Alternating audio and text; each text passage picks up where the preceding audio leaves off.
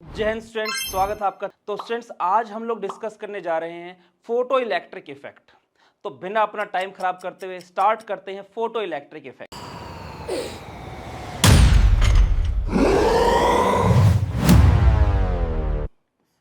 Photo electric effect क्या होता है? फोटो इलेक्ट्रिक इफेक्ट देखिए,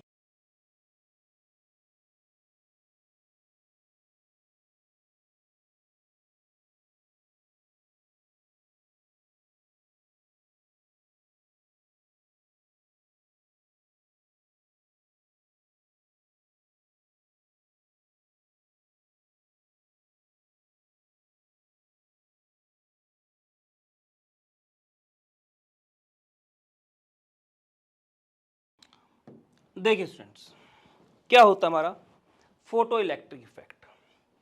हमारे पास कोई सूटेबल फ्रीक्वेंसी या सूटेबल एनर्जी कह लो या सूटेबल वेवलेंथ की लाइट होती है, वो एक मेटल की सरफेस पर गिरती है। तो उसकी सरफेस से क्या इलेक्ट्रॉन बाहर आने स्टार्ट हो जाते हैं। तो इस प्रोसेस को बोलते हैं फोटो इलेक्ट्रिक इफेक्ट। इसमें मैंने टर्म यूज की है सूटेबल एनर्जी और सूटेबल फ्रीक्वेंसी। देखिए डेफिनेशन देख लेते एक बार इसकी।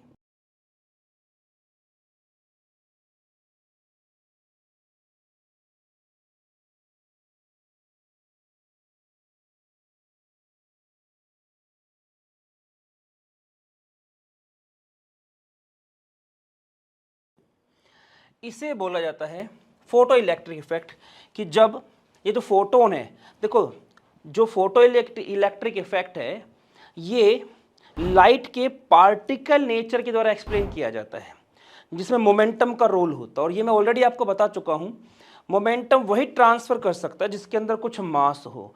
तो यहां पर हम ये मानकर चले हैं कि जो फोटोन्स है, ये जो आप स्मॉल पैकेट्स देख रहे हो एनर्जी के, ये जो स्मॉल स्मॉल पैकेट्स हैं, स्मॉल पैकेट्स ऑफ एनर्जी, इन्हीं को बोला गया क्वांटा। और लाइट के केस में क्या हो जाएगा, ये हम फोटोन लेके चलेंगे इनको, ठीक है।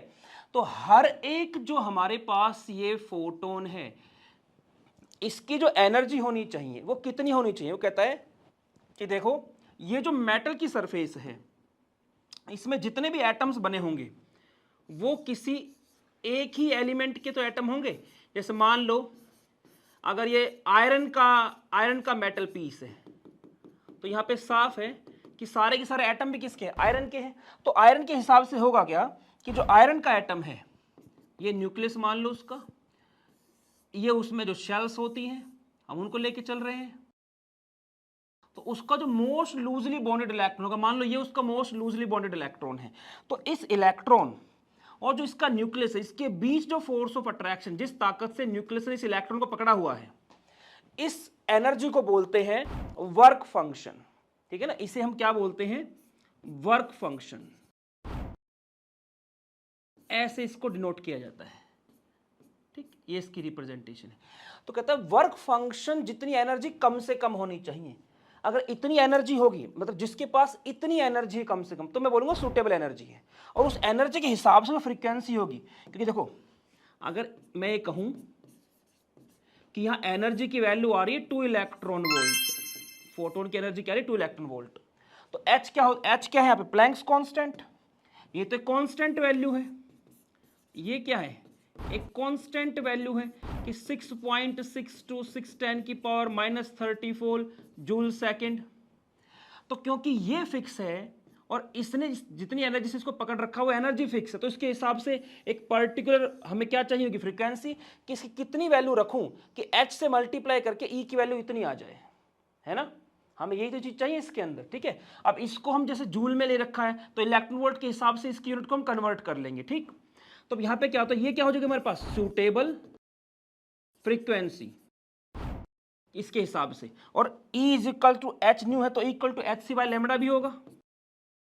अब इसमें भी क्या है, मान लो एनर्जी की वैल्यू आपको ये लेके आनी है जो पहले है। एच की वैल्यू क्या होती है? ये रहेगी।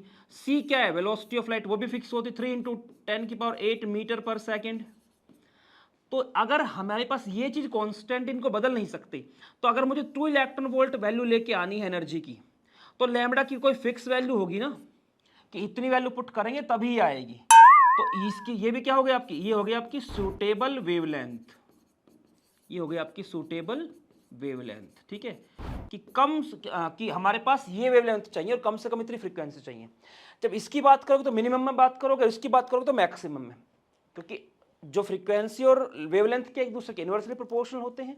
ये वैल्यू अगर बड़ी आ रही है तो ये क्या आएगी, छोटी, तो इसकी कम से कम वैल्यू चाहिए होगी, तो उसके हिसाब से इसकी क्या चाहिए, ज्यादा से ज्यादा वैल्यू चाहिए होगी, ठीक है। अब देखिए आगे कि क्या बोलना चाह रहा है, तो ये कहता है कि ये जो यहाँ पे इलेक्ट्रॉन फ्लो कर रहे हैं ना, इन इलेक्ट्रॉन्स को ही बोला जाता है फोटो इलेक्ट्रॉन्स। ये जो इलेक्ट्रॉन्स है हमारे पास, जो फोटोन के इस मेटल सरफेस पर गिरने से इजेक्ट आउट हुए हैं, इन्हीं बोला जाता है फोटो इलेक्ट्रॉन्स। और इससे करंट बनता है इलेक्ट्रॉन के फ्लो से, उसे बोलते हैं फोटो इलेक्ट्रिक करंट, ठीक है ना। इनका जो फ्लो होता है, फ्लो ऑफ इलेक्ट्रॉन, इससे जो करंट पैदा होता है उसे बोलते हैं हम photo electric current, photo electric current.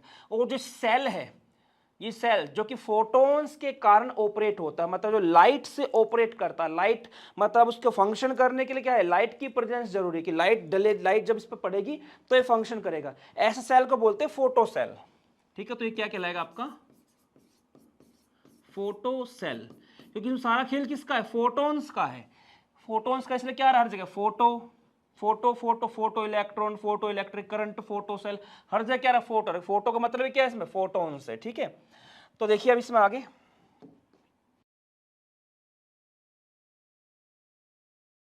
जैसे ये कोई मेटल सरफेस थी, है ना, तो इस पर जो एटम है हमारे पास वो इसी के होंगे, किसी भी एलिमेंट के, जिसका भी टुकड़ा है, कॉपर हो, गोल्ड हो, सिल्वर हो, आयरन हो, कुछ भी हो, ठीक है।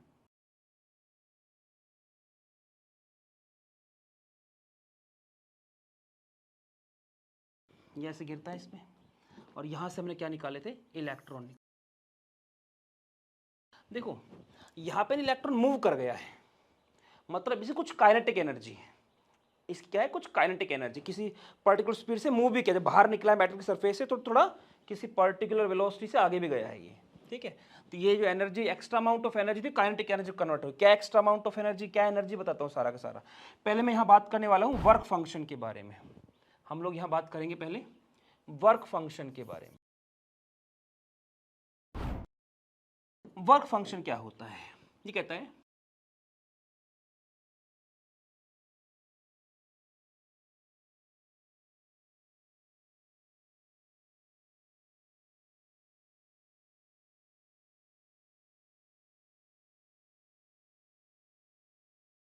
देखिए इसे लिखा है वो कम से कम अमाउंट ऑफ एनर्जी जो इस एटम के न्यूक्लियस के इस इलेक्ट्रॉन से अट्रैक्शन को तोड़ने के लिए जरूरी होती है, उसे बोलते हैं वर्क फंक्शन। इस केस में क्या होता है, इस केस में जस्ट हम उतनी ही एनर्जी प्रोवाइड करते हैं कि इलेक्ट्रॉन सिर्फ न्यूक्लियस के अट्रैक्शन से निकले, वो आगे मूव ना करे, मतलब उसको कुछ काइनेटिक एनर्जी ना मिले, वो सिर्फ वहां से क्या हो, इजेक्ट आउट हो जाए, कि बस उसके अट्रैक्शन से वो इजेक्ट आउट हो गया है, ठीक है। जैसे मान लो इसमें इनफाइनाइट सेल्स होती हैं, ठीक है, तो क्या हो गया, बस वो यहां से इजेक्ट आउट हुआ है, ऐसा नहीं कि वो किसी काइनेटिक एनर्जी से मूव कर गया है। जहां तक न्यूक्लियस का अट्रैक्शन था, बस उस अट्रैक्शन को ब्रेक करने के लिए जो एनर्जी चाहिए, कि हाँ बस इसके अट्रैक्शन से हट गया है ये, तो उसे बोलेंगे वर्क फंक्शन होता है। अब एक चीज ध्यान रखना, जो हमारे पास फॉर्मूला होता है E is equals to H nu और E is equal to H C by lambda, मैं इनको ऐसे भी लिख सकता हूं, E directly proportional to nu और E inversely proportional to C by lambda, ऐसे भी कर सकते हैं हम लोग। 1 बाय लैम्डा भी लिख सकते हैं, सी के और मल्टीप्लाई कर देंगे, दूसरा कांस्टेंट बन जाएगा कोई। तो देखो यहां से साफ है कि ई और न्यू ये डायरेक्टली प्रोपोर्शनल है, मतलब इसकी वैल्यू बढ़ेगी तो इसकी वैल्यू बढ़ेगी। यहाँ पे क्या, अगर लैम्डा की वैल्यू बढ़ेगी तो एनर्जी की वैल्यू क्या घटेगी। तो अगर मैं लिख रहा हूं मिनिमम अमाउंट ऑफ एनर्जी, तो मैं वहां पे ये भी लिख सकता हूं मिनिमम अमाउंट ऑफ फ्रीक्वेंसी। और लेकिन अगर वेवलेंथ की टर्म में लिखूंगा तो क्या लिखूंगा, maximum amount of wavelength. Amount का मतलब यह क्वांटिटी, मात्रा से नहीं है, जो भी इनकी यूनिट होती है उससे होता है। कि अगर मैं बात कर रहा हूं एनर्जी की तो मिनिमम क्या, कितने जूल या कितने इलेक्ट्रॉन वोल्ट, फ्रीक्वेंसी की बात कर रहा हूं तो कितने हर्ट्ज की बात कर रहा हूं, वेवलेंथ की बात करूंगा तो कितने एंगस्ट्रॉम पिकोमीटर नैनोमीटर की बात कर रहा हूं मैं, ठीक है। तो देखिए आगे तो कहता है कि अगर इलेक्ट्रॉन को बाहर निकालना है तो क्या कुछ कंडीशन, अगर मैं मान के चलूं ये जो ग्रीन कलर से आप देख रहे हो ये मैंने बनाया है फोटोन की एनर्जी, एक फोटोन की एनर्जी, और यहां पर यह है इसका वर्क फंक्शन। तो अगर जो फोटोन इस पर गिरता है उसकी एनर्जी वर्क फंक्शन से कम है, मतलब वर्क फंक्शन की वैल्यू ज्यादा है, तो कोई इलेक्ट्रॉन इजेक्ट आउट नहीं होगा, electron will not eject out. अगर ये दोनों बराबर हैं तो इलेक्ट्रॉन जस्ट इजेक्ट आउट होगा, सिर्फ क्या होगा, बाहर निकलेगा सिर्फ, ठीक है ना, electron will eject out but no kinetic energy, kinetic energy नहीं मिलेगी इसे, मतलब आगे मूव नहीं करने वाला, सिर्फ उसके अट्रैक्शन से बाहर निकलेगा। जबकि अगर ऐसा हो कि फोटोन की जो एनर्जी है वो ज्यादा हो जाए वर्क फंक्शन से, तो electron will eject out and extra amount of energy get convert into kinetic energy. जो एक्स्ट्रा अमाउंट ऑफ एनर्जी वो किस में कन्वर्ट हो जाएगी, काइनेटिक एनर्जी, मतलब इस केस में काइनेटिक एनर्जी क्या, जीरो रहेगी, और इसमें डिपेंड करेगा कितनी extra amount of energy photon से मिल रही है, वो एक्स्ट्रा अमाउंट ऑफ एनर्जी क्या है, वो काइनेटिक एनर्जी के रूप में जाएगी। इसको कुछ यूं मान के चलो आप, अगर मेरे पास मान लो पेन में कैप लगा हुआ है, ठीक है, हमारे पास पेन में क्या है, मान लो कोई कैप है, ठीक, तो क्या होगा, यहां पर पेन में ये कैप कसा हुआ, बिल्कुल ये जितनी ताकत से कसा हुआ कि जितनी एनर्जी की मुझे जरूरत है यहाँ पे, जस्ट इसको ऐसे बाहर इसको खोलने के लिए, ठीक है ना, वो मान लो वर्क फंक्शन, तो मैं उसको लगाऊंगा तो वो जस्ट खुलेगा, ठीक है।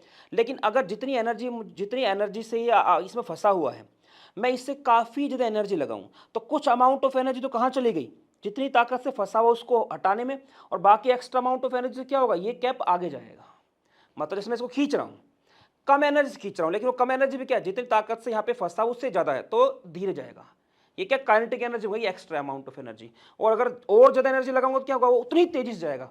तो जितनी एक्स्ट्रा अमाउंट ऑफ एनर्जी लगाएंगे ना उतनी तेजी से इलेक्ट्रॉन निकलेगा, लेकिन जो वर्क फंक्शन है उसकी वैल्यू क्या रहेगी, सेम ही रहेगी किसी पर्टिकुलर एलिमेंट के लिए, ठीक है।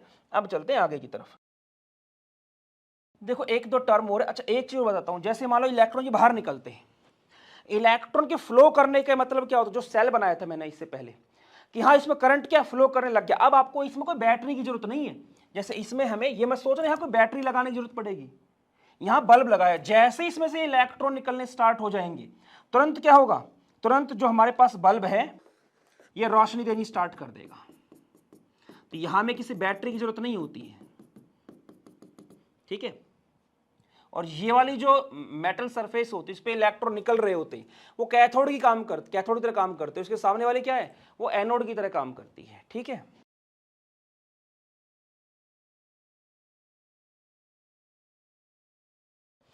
अब देखिए इसके आगे एक दो डेफिनेशंस और हैं, एक है हमारे पास थ्रेशोल्ड फ्रीक्वेंसी, एक हमारे पास है थ्रेशोल्ड वेवलेंथ।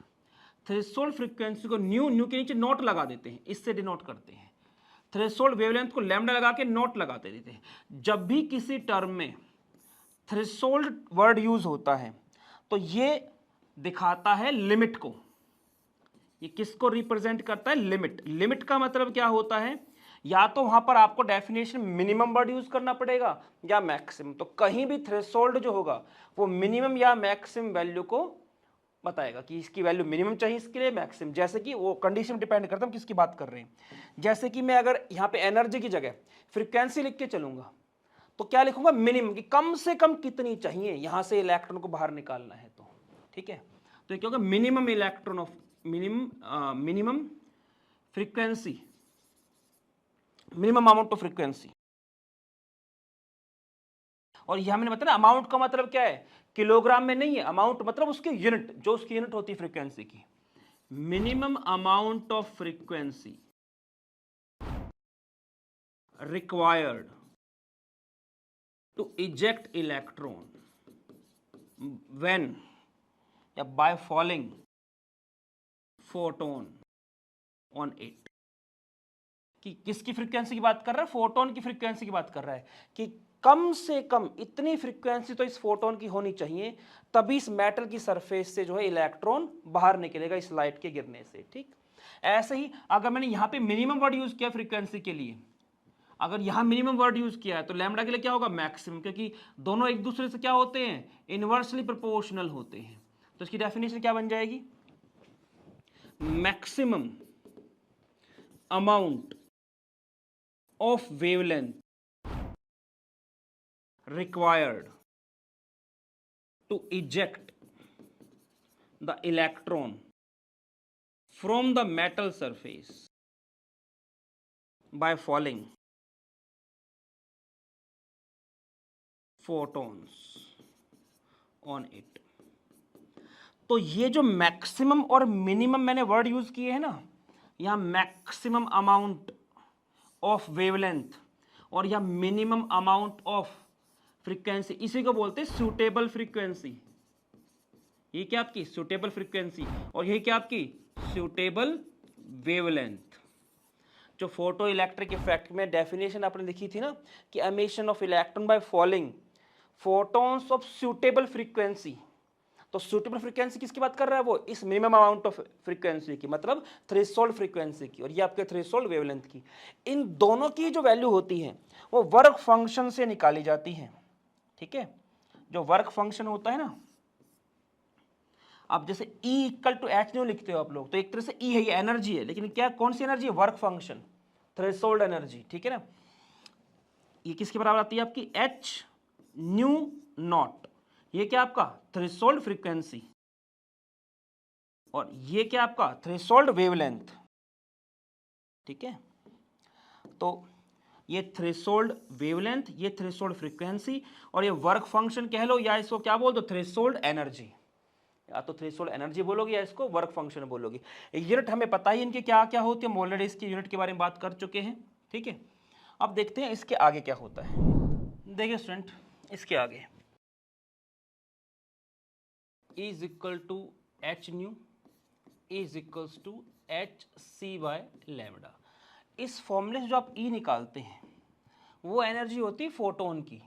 ये हमारे पास क्या? एक फोटोन की, और एक बात ध्यान रखिए, लाइट की एनर्जी नहीं होती है, लाइट की नहीं, ये क्या है आपकी? एक फोटोन की एनर्जी होती है, एनर्जी ऑफ वन फोटोन। ये फ्रीक्वेंसी की वेवलेंथ वगैरह हमें पता ही है। अगर मैं वर्क फंक्शन की बात करूं तो वहां पे फॉर्मूला क्या होता है? एच न्यू नॉट या H C by lambda nought. अब ये क्या है हमारे पास? इसे आप या तो बोल दो वर्क फंक्शन या थ्रेशोल्ड एनर्जी या आयोनाइजेशन एनर्जी। इनमें से कोई भी टर्म आप इसके लिए यूज कर सकते हो। ठीक है, और ये हमारी क्या बन जाएगी? थ्रेशोल्ड फ्रीक्वेंसी, ये बन जाएगी थ्रेशोल्ड वेवलेंथ। तो देखिए, हमें ये बात, जो बात ध्यान रखनी है मेन, वो क्या है? इसके लिए हमने टर्म यूज की थी मिनिमम, और इसके लिए यूज की थी मैक्सिमम। ठीक, तो अगर ऐसा हो कि जो लाइट गिर रही है मेटल की सरफेस पर, ठीक है, जैसे ये मान लो मैं एक एटम लेके चल रहा हूं यहां पे, कि इस एलिमेंट का एक एटम लेके चल रहा हूं, ठीक,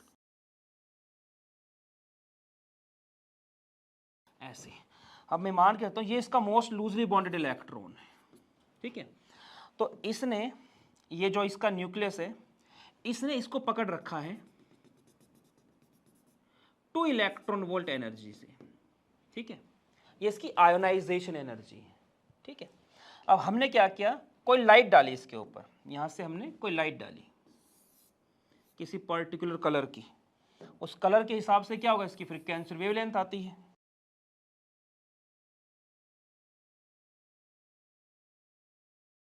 तो यहां से क्या हुआ? लाइट गिरी, ये फोटॉन्स निकल रहे हैं इसमें से, वो इस पर जाके टकराते हैं। ठीक, ऐसे बहुत सारे निकल रहे हैं। एनर्जी के छोटे छोटे पैकेट्स निकल रहे हैं। इसमें ना कोशिश ये करनी है आपको, जब आप इसको डिस्कस करो, वेव मत बनाओ लाइट को। क्यों? क्योंकि जो फोटो इलेक्ट्रिक इफेक्ट है वो लाइट के पार्टिकल नेचर के अकॉर्डिंग चीजों को एक्सप्लेन करता है, ना कि वेव नेचर के अकॉर्डिंग। ठीक है, तो देखिए, तो उसने क्या है, उसमें माना जाता है कि ये जो हमारे पास क्वांटा है, ये क्या है, इसमें मास है। मतलब मास तो क्या है, ये आपका मोमेंटम ट्रांसफर कर सकता है। मतलब ये है कि जैसे जिसकी इसकी अपनी को स्पीड होगी, घूम रहा होगा अपने आराम से इलेक्ट्रॉन। इलेक्ट्रॉन में तो मास होता है ना, इलेक्ट्रॉन जो होता है, इलेक्ट्रॉन हैविंग मास,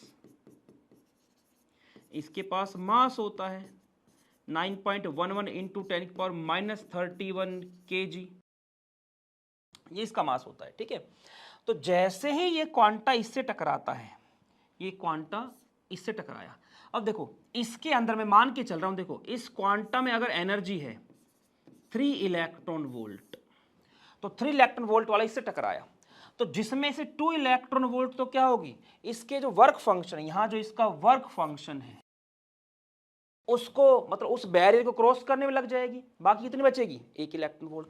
अब वो जो 1 इलेक्ट्रॉन वोल्ट एनर्जी होगी, ये इसी एनर्जी से क्या करेगा, बाहर निकलेगा।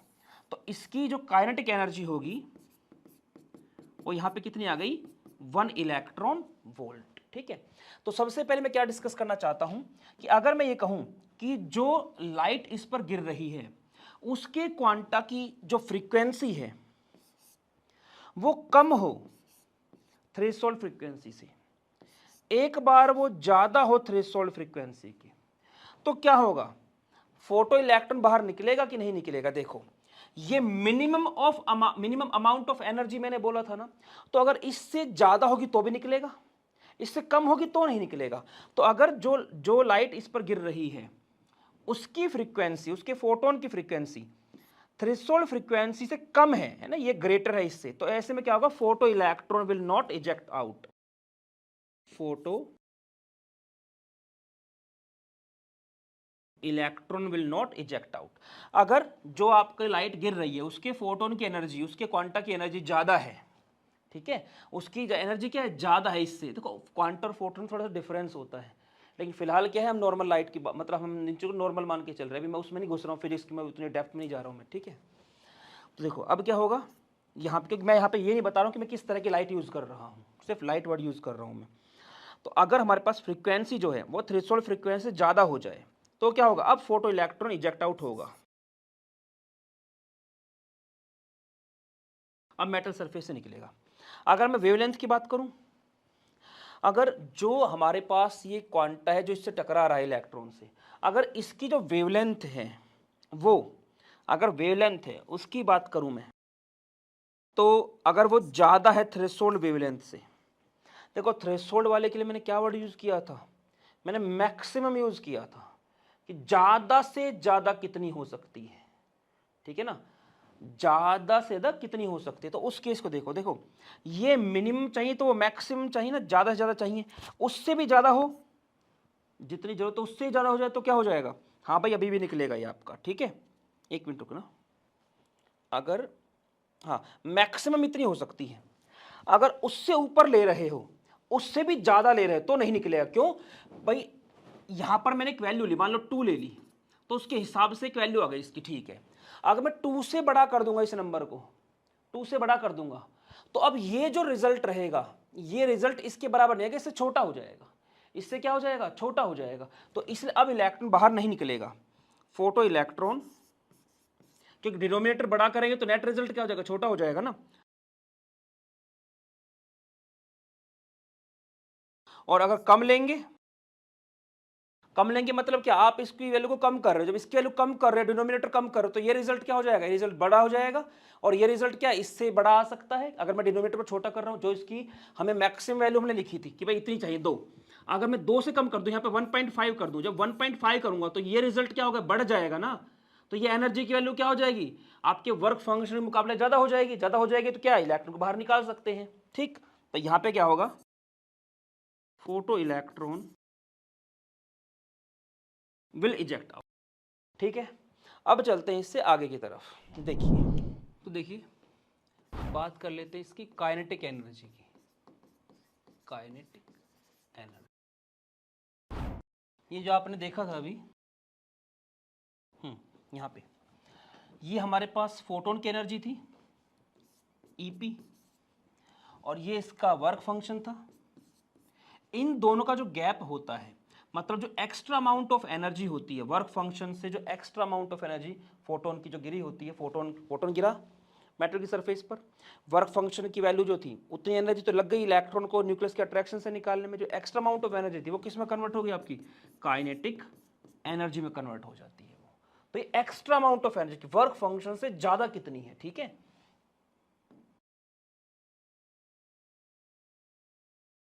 काइनेटिक एनर्जी, क्या कुछ बना इसके अंदर कि kinetic energy of photo electron equal to energy of photon minus work function. Energy of photon का फॉर्मूला क्या था, एच न्यू, तो माइनस में क्या होगा, एच न्यू नॉट। तो इसे क्या लिख सकते हैं, एच बाहर ले लिया, न्यू माइनस न्यू नॉट। अगर वेवलेंथ की टर्म में देखना चाहो तो क्या बन जाएगा फॉर्मूला, फोटोन की energy minus work function H C by lambda minus H C by lambda nought.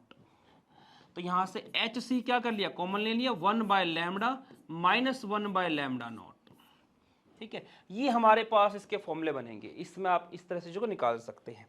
अब देखिए इसी में टर्म होती है इंटेंसिटी। इंटेंसिटी क्या होती है,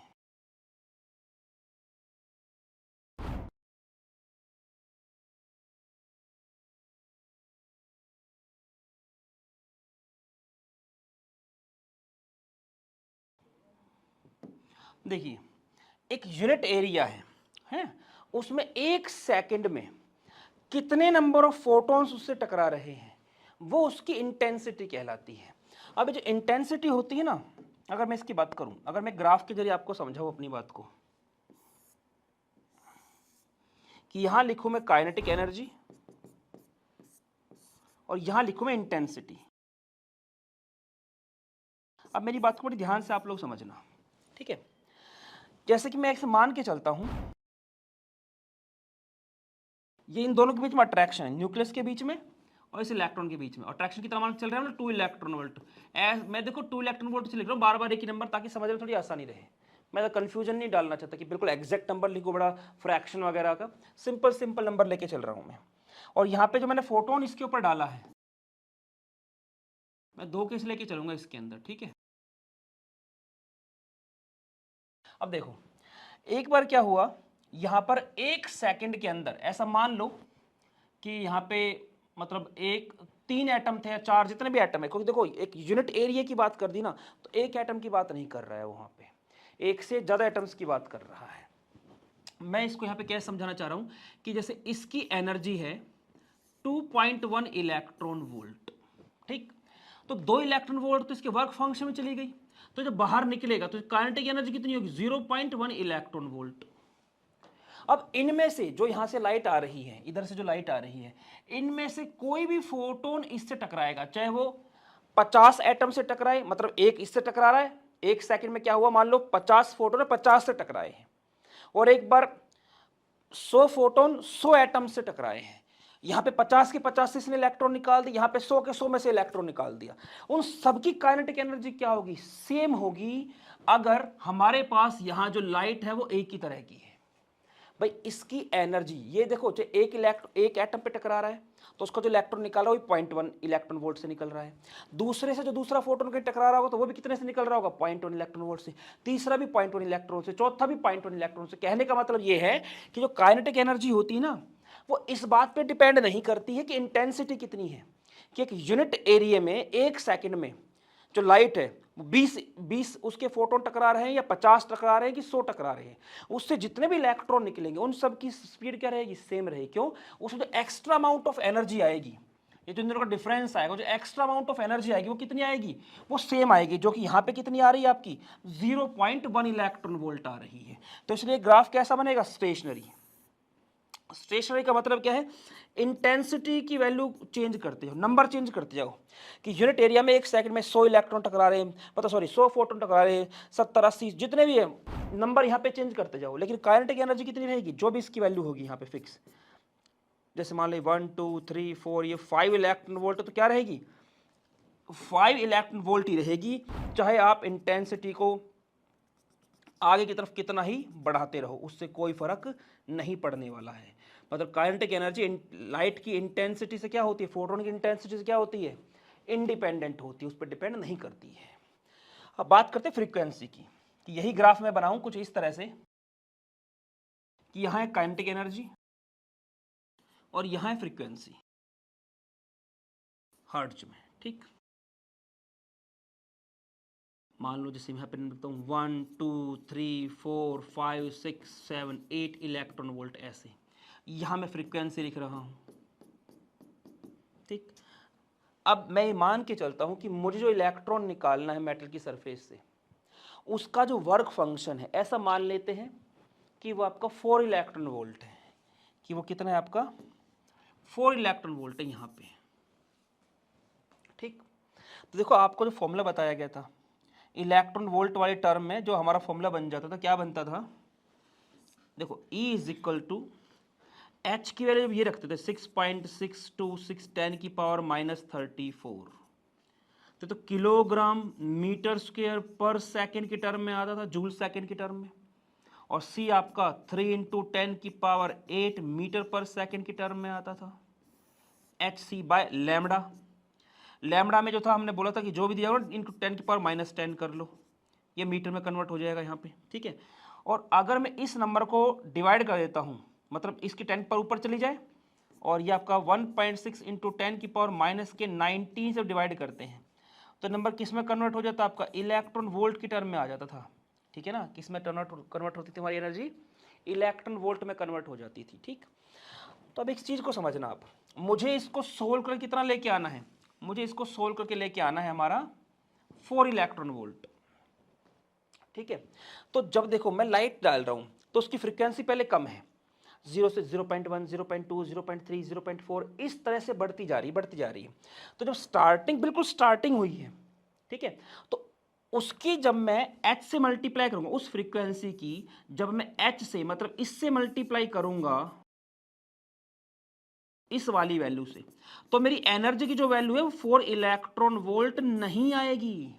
पहले मुझे इसकी वैल्यू क्या थोड़ी थोड़ी बढ़ानी पड़ेगी, फिर एक ऐसा नंबर आएगा कि हाँ अब मैं इलेक्ट्रॉन वोल्ट में कन्वर्ट करूंगा ना, उसको इलेक्ट्रॉन वोल्ट में कन्वर्ट करूंगा, तो वैल्यू आपकी 4 इलेक्ट्रॉन वोल्ट के आसपास आएगी, है ना, उसके पास पहुंचेगी। तो इसका स्टार्टिंग की जो फ्रीक्वेंसी होगी ना, उसमें इलेक्ट्रॉन ही बाहर नहीं निकलेगा। क्यों? क्योंकि वो जो फ्रीक्वेंसी वो थ्रेशोल्ड फ्रीक्वेंसी से क्या है, कम है। हम ऐसी हम ऐसा मान के चल रहे कि यहाँ पे वो नंबर है फ्रीक्वेंसी का, जिसको हम बोलते हैं थ्रेशोल्ड फ्रीक्वेंसी। कम से कम इतनी फ्रीक्वेंसी तो होनी चाहिए, तभी हमारी एनर्जी की वैल्यू 4 इलेक्ट्रॉन को, तो काइनेटिक एनर्जी की वैल्यू 4 इलेक्ट्रॉन वोल्ट आएगी, ठीक है। ठीक है, ये यहाँ पे डेल्टा आई एक तरह से। तो अब देखो क्या होता है, यहाँ पे जब मैं दिखाऊंगा कि हाँ भाई की फ्रीक्वेंसी की वैल्यू क्या है, यहाँ तक पहुँच गई है, जब यहाँ तक पहुँच गई ना, अब इसके बाद क्या होगा, जब इसके बाद में इसकी वैल्यू बढ़ाऊंगा तो वो काइनेटिक एनर्जी बढ़ेगी। कैसे? जैसे देखो यहाँ तक तो क्या हुआ कि इलेक्ट्रॉन जस्ट इजेक्ट आउट होगा, उसको काइनेटिक एनर्जी नहीं मिल पाएगी, काइनेटिक एनर्जी जीरो रहेगी उसकी। लेकिन उससे मैं जैसे जैसे वैल्यूज बढ़ाता चला जाऊंगा, थोड़ा सा इसमें आगे बढ़ा दिया, तो जो एक्स्ट्रा अमाउंट ऑफ एनर्जी हुई किस में कन्वर्ट हो गई आपकी, काइनेटिक एनर्जी में, फिर से काइनेटिक एनर्जी में। तो इस तरह से अब जितनी मैं फ्रीक्वेंसी बढ़ाता जाऊंगा, वो जो एक्स्ट्रा अमाउंट ऑफ फ्रीक्वेंसी है वो क्या होगी, वो आपकी काइनेटिक एनर्जी में कन्वर्ट होती जाएगी। देखो फ्रीक्वेंसी और एनर्जी दोनों क्या डायरेक्टली प्रोपोर्शनल होते हैं, बता चुका हूं ऑलरेडी। तो जो एक्स्ट्रा अमाउंट ऑफ फ्रीक्वेंसी आएगी वो किस में कन्वर्ट हो जाएगी, काइनेटिक एनर्जी में। जब फ्रीक्वेंसी है देखो E is equals to H nu, जो भी एक्स्ट्रा अमाउंट ऑफ एनर्जी आएगी, जो भी न्यू की वैल्यू आएगी, उसके हिसाब से क्या आएगी, एनर्जी कोई वैल्यू आएगी ना, तो 3 4 5 जो भी इसकी वैल्यू रखोगे उसके हिसाब से मल्टीप्लाई करके एनर्जी आती रहेगी। तो सारी एनर्जी किस में कन्वर्ट होती रहेगी, काइनेटिक एनर्जी में। मतलब उतना ही जो इलेक्ट्रॉन है वो और ज्यादा तेजी से क्या होगा, इलेक्ट्रॉन उससे बाहर निकलना स्टार्ट हो जाएगा मेटल की सरफेस से। तो जो इलेक्ट्रिक करंट होता है ना, जो इलेक्ट्रिक करंट होता है फोटो इलेक्ट्रिक करंट, वो तो लाइट की इंटेंसिटी पे डिपेंड करता है कि जितने ज्यादा फोटो इलेक्ट्रॉन्स उसमें से निकलेंगे मेटल की सरफेस से, मतलब क्या है, उतना ही करंट, आपका करंट की वैल्यू बढ़ती चली जाएगी। ठीक है, तो वो किस पे डिपेंड करता है, इंटेंसिटी पे डिपेंड करता है।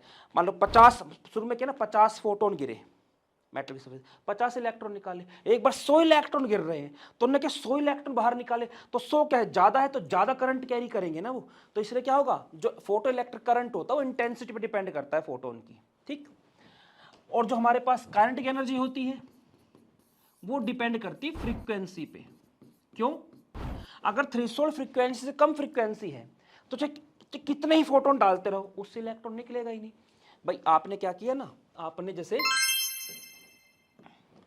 ये न्यूक्लियस था, ये मान लो कि ये इनफाइनाइट सेल है और मान लो इलेक्ट्रॉन यहाँ पे है, आपने, और इसकी क्या है ना, इसकी देखो फोटो इलेक्ट्रिक इफेक्ट को जो एक्सप्लेन किया था ना वो किया था बोहर ने, ये बात दिमाग में डाल लेना, इसको अच्छी तरह तो बोहर ने एक्सप्लेन किया था, बस इफेक्ट आ गया था। ठीक है, इसकी एक्सप्लेनेशन बोहर मॉडल की बेस पर दी जाएगी।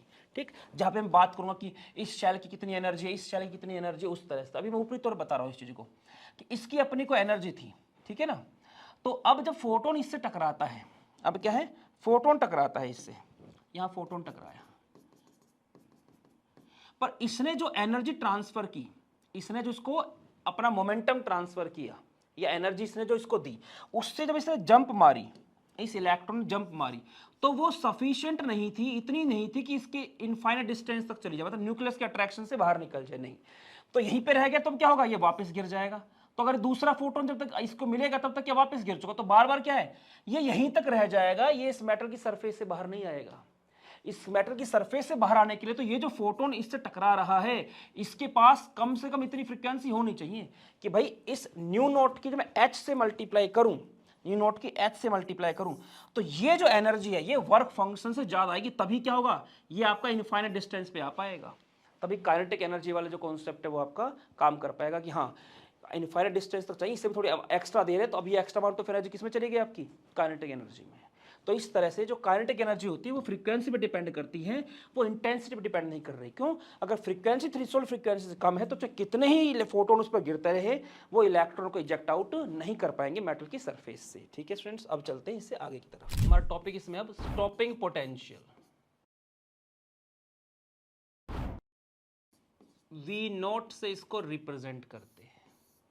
क्या होता है स्टॉपिंग पोटेंशियल, देखिए हमारे पास मेटल सरफेस है, ठीक है, मेटल का मान के चल रहे हैं तो सेम होंगे ना सारे के सारे, तो शेल्स तो मैं सेम ही दिखाऊंगा इन सब में। ठीक है, अब इसमें क्या है, इलेक्ट्रॉन, ये इलेक्ट्रॉन है हमारे पास जो बाहर निकालना, जो मोस्ट लूजली बॉन्डेड इलेक्ट्रॉन है। अब क्या, सनलाइट पड़ती है इस पर। ठीक है, अब देखो हो क्या रहा है, मैं जरा वो समझा रहा हूँ आपको। यहाँ पर ये है हमारे पास,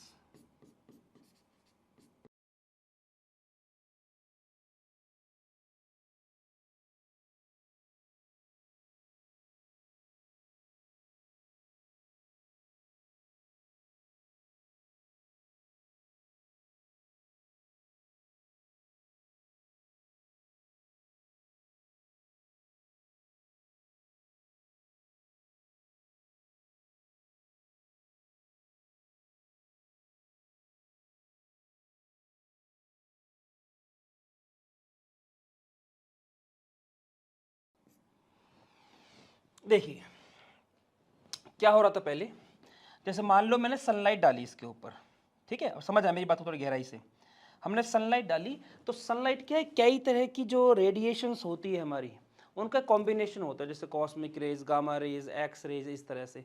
तो कुछ तो ऐसी होती है जो हमारे अर्थ के ऊपर एटमॉस्फेयर पे रोक ली जाती है, कुछ ऐसी होती है जो अर्थ तक पहुंचती है। तो जो पहुंचती है मैं उनकी बात कर रहा हूँ। तो सनलाइट के तौर पे वो इस मेटल की सरफेस पे गिरती है जिसमें कि एटम है, ये मैंने उसके कुछ एटम बना दिए, ठीक है। अब यहाँ पे सनलाइट गिरती है, ठीक, तो मैं अलग अलग कलर से इसको शो करूंगा। मान लो ये मेरे पास विजिबल वाली,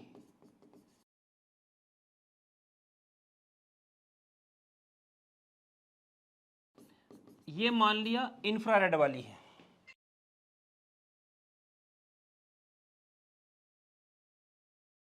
ये मान लिया माइक्रोवेव्स वाली है, ठीक है।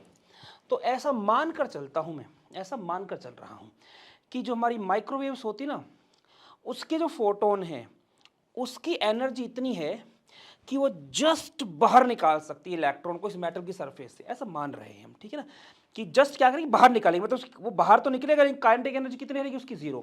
तो अब ये जो 3 है ना, मैं इनको यहां पे दिखा रहा हूं कि जो IR वाला है वो इस वाले एटम पे गिरता है, जो विजिबल वाली रेडिएशन है वो इस वाले एटम पे गिरती है,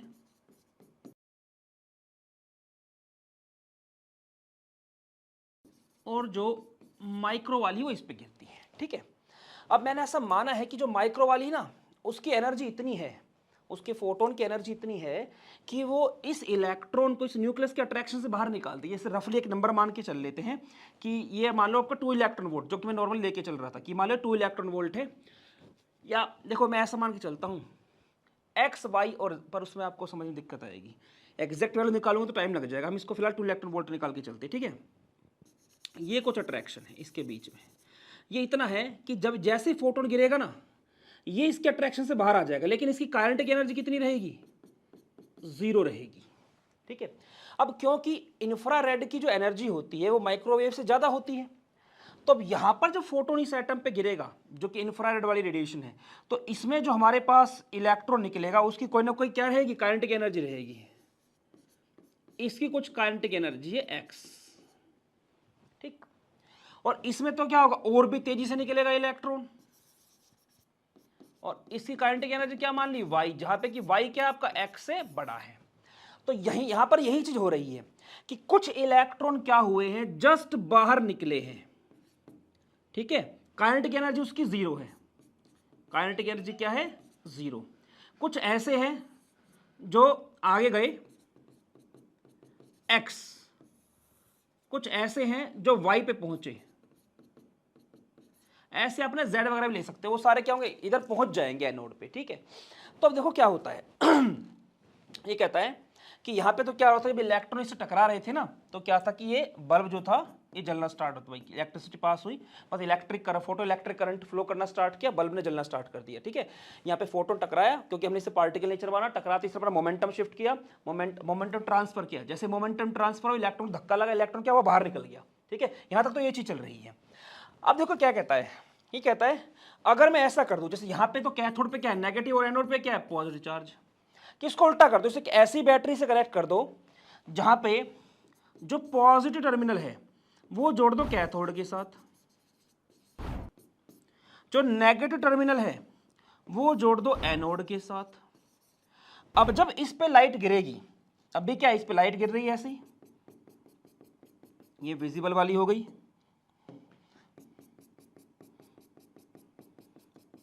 ये IR वाली हो गई, ये माइक्रो वाली हो गई, ठीक है। तो कहते हैं इस बार में क्या होगा, इलेक्ट्रॉन निकलेंगे जैसे पहले निकल रहे थे, इस वाले करंट की एनर्जी कितनी है, 0, इस वाले कितनी है, x, और इस वाले कितनी थी, y, ठीक है। अब समझना जरा कि क्या कुछ है ये, पहले मैं आपको बताऊंगा सैचुरेशन करंट क्या होता है उसके बारे में, कि क्या कहता है कि हमने क्या किया, अब यहाँ पे जैसे हम वोल्टेज इसकी बढ़ती गई, अगर हम इतनी वोल्टेज इसकी बढ़ा दें, बैटरी भी कनेक्ट कर दें इसके साथ हम, जो कि इससे उल्टी, जो जैसे होता है नेगेटिव पॉजिटिव वाली, वैसी बैटरी भी अगर आप कनेक्ट कर दो इसके साथ,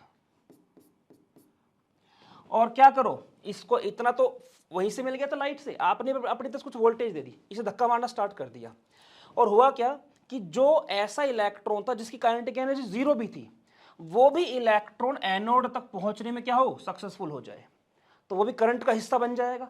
तो ऐसे केस में क्या होगा मैं ग्राफिकली अगर समझाऊं इस चीज को, यहां पर क्या है, यहां पे वोल्टेज है, यहां पे करंट है, करंट को I से शो करते हैं हम लोग, और ये हमारे पास वोल्टेज है, मैं इसको V से शो कर रहा हूं। इधर आपकी वोल्टेज है 0, इस तरफ पॉजिटिव वाली, इस तरफ नेगेटिव वोल्टेज, ठीक है। अब देखो क्या होता है, ये कहता है कि पहले क्या था, आपने वोल्टेज की इतनी वैल्यू बढ़ा दी कि जो जीरो काइनेटिक एनर्जी वाला इलेक्ट्रॉन था उसको भी धक्का मार के आपने एनोड तक पहुंचा दिया, तो उसके कारण भी करंट क्या होगा, फ्लो हो रहा होगा ना। अब जब जीरो वाला भी वहां पहुंच गया, जैसे मान लो यहां पहुंच गया था जीरो वाला, कि वोल्टेज की इतनी वैल्यू थी, यहां पे वोल्टेज कुछ वैल्यू आई कि भाई इतने वोल्ट पे, कुछ भी ये वोल्ट है 1 2 3 4 5 6 है, मान लो 7.2 वोल्ट लगा दिया, 7.2 वोल्ट लिख दिया मैंने इसको, ठीक है 7.2 वोल्ट, कि इतने पे क्या हुआ कि मेरा जो जीरो काइनेटिक एनर्जी वाला इलेक्ट्रॉन था, जिसकी काइनेटिक एनर्जी कितनी थी, जीरो, वो भी वो भी करंट में क्या कर रहा, पार्टिसिपेट कर रहा है, वो भी एनोड तक पहुंचने में कामयाब हो गया है। तो इसके बाद अगर आप वोल्टेज बढ़ाते भी हो, आपने इसके बाद वोल्टेज बढ़ाई 7 ये 8 9 कितने बढ़ाओ, करंट थोड़ा ना बढ़ेगा भाई, जो इलेक्ट्रॉन जा ही नहीं रहा था वो भी वहां पहुंच गया, उससे फालतू क्या कर रहे हो, कुछ नहीं कर सकते आप इसके अंदर। तो अब इसमें इस वैल्यू के बाद जब आप वोल्टेज बढ़ाओगे तो उसका कोई फायदा नहीं है। तो यहां पे क्या आता है, सैचुरेशन करंट आता है कि भाई इससे फालतू इसकी वैल्यू आप कर ही नहीं सकते हो। ये क्या आ गया आपका, सैचुरेशन करंट। ये जो भी वैल्यू आएगी ना करंट पे, यहां पे कट करेगी कि हाँ भाई ये जो वैल्यू है ना ये आपकी क्या है, इससे फालतू नहीं जा सकता ये। लेकिन अगर मैं वोल्टेज को कम करूं, अगर वोल्टेज को कम करूंगा तो कम करने से फर्क जरूर पड़ेगा। क्या पड़ेगा कि अब क्या है, कुछ इलेक्ट्रॉन जीरो काइनेटिक एनर्जी के थे वो नहीं पहुंच पाएंगे, अब और कम करो, ऐसे में कम करता चला गया इसको, ठीक है। तो ये कह रहा है कि जो आपके ऐसे थे ना, जो यहाँ पे x तक रह गए थे या इस कुछ और नंबर मान लो तो यहाँ तक नहीं पहुंच पा रहे थे, वो सब भी क्या होंगे, वो भी नहीं पहुंच पाएंगे, तो वो भी करंट फ्लो करने में मतलब उसके अब जब नहीं उसका पार्टिसिपेट कर पाएंगे, एनोड पर टच नहीं कर पाएंगे, तो करंट की वैल्यू क्या हो जाएगी, कम हो जाएगी ना। तो इसलिए करंट की जो वैल्यू होगी वो क्या करती जाएगी, यहाँ पे डिक्रीज करती जाएगी, ऐसे ऐसे ऐसे डिक्रीज करती जाएगी, ठीक है, इस तरह से। और कहता है ये नेगेटिव, ये यहां पे जो टच कर रहा है इसे बोलते हैं स्टॉपिंग पोटेंशियल। ये क्या होता है मैं समझाता हूं, इसे बोलते हैं हम स्टॉपिंग पोटेंशियल। कि अगर मैं ऐसा कर दूं अब कि बैटरी की इसको साइन को चेंज कर दूं, नेगेटिव से एनोड को लगा दूं और पॉजिटिव से कैथोड को लगा दूं। अब एनोड पे क्या है, माइनस चार्ज, इलेक्ट्रॉन पे क्या है, माइनस चार्ज। ये जब इस तरफ जाएंगे तो अपोज करेगी ना। अब ये एनोड क्या है, इलेक्ट्रॉन को आने से रोकेगा, ठीक है। तो जो अब जैसे यहां पे आया तो देखो जिसकी काइनेटिक एनर्जी बहुत ज्यादा होगी वो तो उस अपोज के बावजूद भी क्या है, उसमें टकरा जाएगा। जिसकी काइनेटिक एनर्जी थोड़ी सी कम होगी वो वहीं पे जाके रुक जाएगा, ठीक है। तो इस तरह से होगा क्या कि जब आपका मैक्सिमम काइनेटिक एनर्जी वाला इलेक्ट्रॉन भी इस पे ना टकरा पाए, वो भी रुक जाए, तो करंट क्या हो गया आपका, बिल्कुल करंट की वैल्यू क्या है यहाँ पे, जीरो ना, तो क्या हो गया, जीरो हो गया ना बिल्कुल। इसको बोलते हैं स्टॉपिंग पोटेंशियल, कि नेगेटिव वोल्टेज की वो वैल्यू जहां पर आपका मैक्सिमम काइनेटिक एनर्जी वाला इलेक्ट्रॉन भी एनोड को टच ना कर सके, तो उसमें करंट फ्लो करना बिल्कुल ही बंद कर जाएगा, ठीक है। तो इसको बोलते हैं आप स्टॉपिंग पोटेंशियल, ठीक। तो यहां पे इस तरह से आपको इसकी वैल्यू मिल जाएगी। यहां पे आपका आ गया सैचुरेशन करंट की, ये क्या होता है। अगर मान लो आपको इसकी वैल्यू निकालनी हो तो कैसे मान के चलो, ये मान के चलो जैसे देखो मान लो यहां पे रुक गया वो जाके, जैसे इसमें मैंने क्या किया, मैं कह रहा हूं कि भाई ये आपका यहां पे जाके रुक गया, इस ये मैक्सिमम काइनेटिक एनर्जी वाला इलेक्ट्रॉन था, इसके आगे जा ही नहीं पाया, हमने इसकी नेगेटिव वोल्टेज इतनी बढ़ा दी कि भाई माइनस माइनस रिपेल कर गया, अब ये भी नहीं जा रहा जो मैक्सिमम काइनेटिक एनर्जी वाला था, तो इसकी सारी काइनेटिक एनर्जी क्या हो गई, जीरो। वो किस में कन्वर्ट हो गई, इसकी पोटेंशियल एनर्जी में, रुक गया ये वहां पे जाके। तो मैं क्या लिख सकता हूं, अब क्योंकि चार्ज है तो यहां पे इस काइनेटिक इसकी पोटेंशियल एनर्जी क्या होगी, क्यू चार्ज है, मान लो इलेक्ट्रॉन पे क्यू चार्ज मान लिया, क्यू मतलब कोई चार्ज है क्यू और ये वोल्टेज है वी, तो क्यू इंटू वी हो गया मेरे पास। अब क्योंकि इलेक्ट्रॉन की बात कर रहा हूं ना मैं, तो इससे क्या मान लूंगा, चार्ज क्यू को ई मान के चल दूंगा कि मेरे पास काइनेटिक एनर्जी क्या हो जाएगी, काइनेटिक एनर्जी हो जाएगी मेरे पास ई इंटू वी। अब देखो हमने क्या पढ़ा था कि जो फोटोन उससे टकराता है उसकी एनर्जी जो होती है वो आपकी वेव फंक्शन जो होता है प्लस काइनेटिक एनर्जी इसके बराबर होती है। ये होता है एच न्यू, ये होता है H nu naught plus kinetic E, और ये क्या वी नॉट, वी नॉट क्यों, ये कौन सी वैल्यू होगी वोल्टेज की, जहां पे करंट क्या हो गया, बिल्कुल जीरो। इसे बोला स्टॉपिंग पोटेंशियल, जिसको शो करते हैं वी नॉट से। तो यहां पर ये रुक गया। अब मैं क्या कर सकता हूं, देखो एच न्यू को इस तरफ ले आओ तो क्या हो जाएगा, मतलब एच न्यू नोट को इस तरफ ले आओ, क्या आ गया, ई इंटू वी नोट। तो यहां से क्या आ जाएगा आपका, एच कॉमन आ गया, nu minus nu nought divided by E is equals to V nought. यहां से आप स्टॉपिंग पोटेंशियल की वैल्यू निकाल सकते हो, ठीक है, कि जो लाइट गिरी है, जो लाइट पड़ रही है फोटो, उसमें फोटोन की एनर्जी कितनी है, वेव फंक्शन जितनी ताकत से मतलब आयनाइजेशन एनर्जी कितनी है एटम की, कितनी ताकत से न्यूक्लियस ने इलेक्ट्रॉन को पकड़ा हुआ है, ठीक है, और हमारे कितनी स्पीड से इलेक्ट्रॉन निकला है।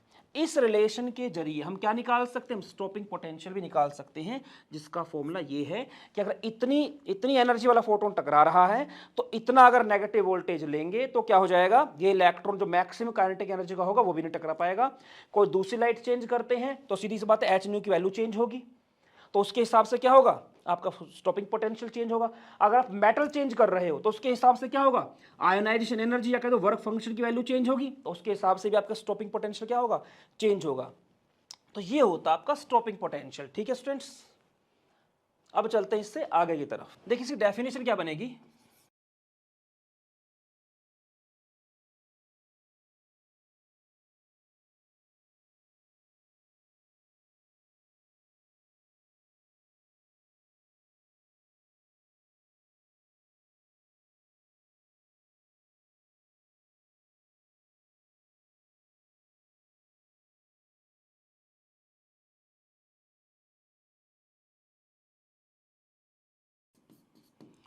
ये क्या कहता है कि जो फोटो इलेक्ट्रिक सेटअप होता है हमारे पास, जो कि हमने लगाया हुआ था, ये इसमें ये कहता है वो कम से कम वोल्टेज की वैल्यू जिससे कि एक फोटो एमिशन मटेरियल, मतलब जो फोटोन गिरने पर अपने पाप से इलेक्ट्रॉन निकालता है, उससे इलेक्ट्रॉन का एमिशन रुक जाए। एमिशन रुकने का, और ये चीज ना हमेशा मैक्सिमम काइनेटिक एनर्जी जो होता है उसकी रेफरेंस में बोली जाती है। जो काइनेटिक एनर्जी आप देख रहे हो ना, ये यहाँ पे जो आपने फॉर्मूला बनाया है, ये मैक्सिमम काइनेटिक एनर्जी रहेगी यहाँ पे, काइनेटिक एनर्जी मैक्सिमम,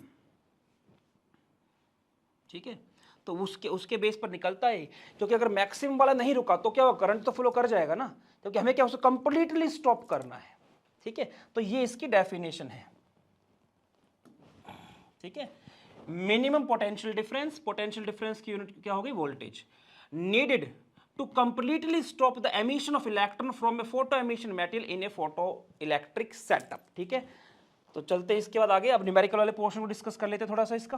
देखिए ये क्वेश्चन कहता है हमारे पास, ये इलेक्ट्रॉन है, ये इसको न्यूक्लियस ने पकड़ रखा 3.1 electron volt energy, 3.1 electron volt. ये कहता है कि बताओ इसके हिसाब से अगर इसको इनफाइनाइट डिस्टेंस पे लेके जाना है, मतलब जस्ट बाहर निकालना है मेटल की सरफेस से, काइनेटिक एनर्जी में कन्वर्ट ना हो, तो उसके लिए कितनी आपको थ्रेशोल्ड फ्रीक्वेंसी, कितनी थ्रेशोल्ड वेवलेंथ चाहिए। तो हमारे पास सीधा सीधा इलेक्ट्रॉन वोल्ट की टर्म में फॉर्मूला है, जो हमें बोलता है कि काइनेटिक वो जो एनर्जी हमारे पास इक्वल टू 12400 डिवाइड बाय जो हमारे पास लैम्डा नोट आ जाएगा। तो यहाँ से लैम्डा नोट निकाल दो, यहाँ से कैंसिल कर दो जो कैंसिल हो सकता है, 3 4 3 चौक 12, ठीक है। लैम्डा नोट क्या आ गया पास, इसमें बताया था ना इसकी वैल्यू किस में आती है, एंस्ट्रॉन्ग में आएगी, 4000 एंस्ट्रॉन्ग। अब इस लैम्डा नोट के अकॉर्डिंग क्या निकाल दो आप, वेवलेंथ निकाल दो, फ्रीक्वेंसी निकाल दो। वो क्या आ जाएगा हमारे पास, equal to c by lambda होता है, तो nu naught equal to c by lambda naught. तो यहाँ पे आ जाएगा 3 इंटू 10 की पावर 8 डिवाइड बाय 4000 इंटू 10 की पावर माइनस के 10, ये हमारे पास आ जाएगा। अब इसमें 3 इसकी जो यहाँ पे 10 पर -7 लिख सकता हूँ मैं इसको लिख सकता हूँ 4 इंटू 10 की पावर -7, ऊपर जाएगा +7 हो जाएगा। 3/4 क्या होता है, 0.75 इंटू 10 की पावर कितना हो गया 15। मैंने बताया ना पहला नॉन जीरो डिजिट जो होती है उसके बाद पॉइंट को लेके आया, तो 7.5 इंटू 10 की पावर 15 हर्ट्ज, ये हमारे पास क्या आ जाएगी, थ्रेशोल्ड फ्रीक्वेंसी। ठीक है स्टूडेंट्स, अब देखो नेक्स्ट क्वेश्चन। देखिए स्टूडेंट, इसने क्या बोला है, इसने बोला है कि इस केस में जो इलेक्ट्रॉन है उसको जो न्यूक्लियस ने पकड़ा हुआ है, वो बोलता है कि इस तरह से पकड़ा हुआ है कि इनके बीच जो वर्क फंक्शन है वो है 3 इलेक्ट्रॉन वोल्ट। ये कितना है 3 इलेक्ट्रॉन वोल्ट के। तब एक ऐसी लाइट डालो जिसकी वेवलेंथ हो 300 नैनोमीटर। तो अब ये बताओ कि ये जो है ये फोटो इलेक्ट्रॉन को बाहर निकाल पाएगा, और निकाल पाएगा तो कितनी काइनेटिक एनर्जी से निकाल पाएगा। तो सीधी सी बात है, देखो हमें दे रखा है इसने frequency, sorry wavelength, electron volt में। तो इलेक्ट्रॉन वोल्ट का सीधा फॉर्मूला क्या है आपके पास, E is equal to 12400 divide by, यहाँ पे जो वेवलेंथ आएगी हमारे पास वो किस में आएगी, एंगस्ट्रॉम में होती है, ये नैनोमीटर में दे रखी है। तो मैं ऐसा कर सकता हूँ ना, 300 नैनोमीटर को लिख सकता हूँ मैं 3000 एंगस्ट्रॉम। तो 3000 हो जाएगा ना यहाँ पे एंगस्ट्रॉम जो होगी हमारे, मतलब जो वेवलेंथ होगी, ठीक है। आप इसको सोल्व करेंगे, 3 चौक 12 4, ठीक है, 4.1 इलेक्ट्रॉन वोल्ट आएगा ये आपके पास। तो आपके पास एनर्जी आ रही है 4.1 इलेक्ट्रॉन वोल्ट, जबकि आपके पास वर्क फंक्शन कितना है 3 इलेक्ट्रॉन वोल्ट। तो काइनेटिक एनर्जी क्या आ जाएगी, energy of photon minus work function. Energy of photon कितनी आपकी 4.1, वर्क फंक्शन कितना है 3, तो नेट रिजल्ट कितना आएगा 1.1 इलेक्ट्रॉन वोल्ट। ये आएगी आपकी काइनेटिक एनर्जी की वैल्यू, कि जो इलेक्ट्रॉन यहां से निकलेगा वो इलेक्ट्रॉन कितनी एनर्जी के साथ निकलेगा, 1.1 इलेक्ट्रॉन वोल्ट एनर्जी के साथ निकलेगा, ठीक है। ठीक, अब देखिए इसके आगे नेक्स्ट क्वेश्चन। देखिए स्टूडेंट, ये क्वेश्चन क्या कहता है, ये कहता है कि ये न्यूक्लियस है, ये इलेक्ट्रॉन है, न्यूक्लियस ने इस इलेक्ट्रॉन कितनी ताकत से पकड़ा हुआ है, ये कहता है इसको पकड़ा हुआ है 2 इलेक्ट्रॉन वोल्ट, सॉरी ये हमें निकालना है, वर्क फंक्शन क्या हमें निकालना है। ये कहता है ये इलेक्ट्रॉन जो बाहर निकलता है तो काइनेटिक एनर्जी कितनी बताई गई है, ये बताई गई है आपको 2 इलेक्ट्रॉन वोल्ट। फिर ये कहता है कि जो इस पर लाइट गिरती है उसके जो फोटोन है उस फोटोन की आपको वेवलेंथ दे रखी है, और जो कि कितनी है आपकी, वो कहता है कि ये आपकी 410 नैनोमीटर। हमें एंगस्ट्रॉम में कन्वर्ट करना हो तो हमारे फॉर्मूले के लिए तो क्या 4100 एंगस्ट्रॉम। तो सीधी सी बात है E is equals to hc by lambda से क्या निकाल दूंगा, एनर्जी निकाल दूंगा कि फोटोन की एनर्जी कितनी है। और काइनेटिक एनर्जी का फॉर्मूला क्या होता है, kinetic energy is equals to energy of incident photon minus work function. तो हमारे पास यहाँ पर हम क्या निकालेंगे, यहाँ पे हम निकालेंगे पहले energy of incident photon, EP क्या आ जाएगा आपके पास, ये इलेक्ट्रॉन वोल्ट में है ना, तो इसलिए 12400 हमें यहाँ पे काइनेटिक एनर्जी इलेक्ट्रॉन वोल्ट में दी, तो हम भी इसको इलेक्ट्रॉन वोल्ट में निकालेंगे, ठीक है। तो आपके पास आ गया 4100, इसको सोल्व करेंगे, आ गया आपके पास 3 इलेक्ट्रॉन वोल्ट। अब kinetic energy is equals to energy of incident photon minus work function, यह आ गया आपका 2 electron volt is equals to 3 electron volt minus wave function, work function. Work function क्या आ गया आपका 1 इलेक्ट्रॉन वोल्ट। अगर आपके पास वर्क फंक्शन आ गया तब थ्रेशोल्ड फ्रीक्वेंसी और थ्रेशोल्ड वेवलेंथ निकाल सकते हो कि work function is equals to hc by lambda not.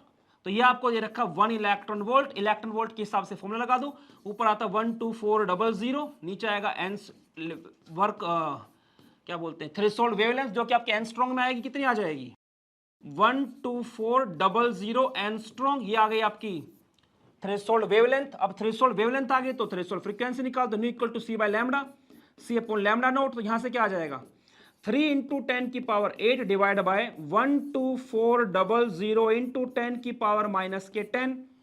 ये आपकी थ्रेशोल्ड फ्रीक्वेंसी आ जाएगी। अब देखो ये 2 जीरो है, मैं इसको 1.24 कर सकता हूं ना, यहाँ पे मैं इसे ऐसा करूंगा, मैं इसको लिखूंगा 3 × 10⁸ डिवाइड बाय 1.24। तो मेरे पास 1 2 3 4, इसमें से आप क्या करो, यहाँ पे आ जाएगा मेरे पास 10⁻⁻6, ये -6 ऊपर जाएगा, प्लस का 6 हो जाएगा, कितना का 14 हो जाएगा। तो मेरे पास आ जाएगा 3 डिवाइड बाय 1.24 इंटू 10⁻14, यानी कि लगभग ये आपका 2 पॉइंट समथिंग 2.2 2.3 कुछ ऐसा नंबर आएगा इंटू 10⁻14 हर्ट्ज। ये आ जाएगा आपका थ्रेशोल्ड फ्रीक्वेंसी, ठीक है। 2.2 2.4 जो देख लेना अपने, जो भी इसको डिवाइड करके आएगा आपके पास। 12 दूनी 24 है तो 6 बचेगा, 12 पंजे 60, तो 2.5 के आसपास आएगा या 2.3, हाँ सही है, इतना इसके आसपास ही आएगा, ठीक है स्टूडेंट। तो आज का हमारा लेक्चर यहीं पर खत्म होता है, नेक्स्ट लेक्चर मिलेंगे, तब तक जितना हो सकता है ज्ञान बटोरते रहो, अपने टीचर्स का सम्मान करो। मिलते हैं नेक्स्ट लेक्चर में, तब तक फिजिकली, मेंटली और स्पिरिचुअली तगड़े होने पर ध्यान दो। जय हिंद।